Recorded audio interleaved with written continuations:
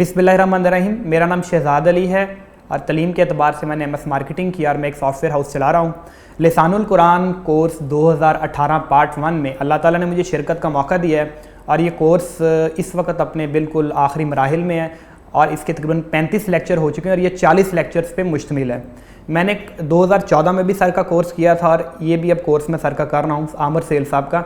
लेकिन इस कोर्स में और 2014 के कोर्स में एक नुमाया फ़र्क है और वो फ़र्क ये है कि इस बार सर ने इसको बहुत ही आसान कर दिया है स्टूडेंट्स के लिए कि एक इंटर का स्टूडेंट हो या कोई डॉक्टर हो, उन सब के लिए इसको सीखना इतना को आसान सर ने कर दिया कि कोई भी बंदा इससे फ़ायदा हासिल कर सकता है। तो मैं सब लोगों से ये रिक्वेस्ट करूँगा कि सर का ये जो कोर्स है 2014 का, इससे फ़ायदा उठाएं। इसको सर ने बहुत आसान किया और 40 डेज़ के अंदर सर ने वो एक ऐसा कोर्स बनाया है जिसमें अपने 15 साल का तजर्बा जो है वो शेयर कर रहे हैं। सर सबसे रिक्वेस्ट करता हूँ कि इस कोर्स को देखें।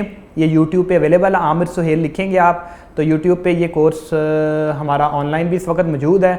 इसके टोटल 40 लेक्चर्स हैं।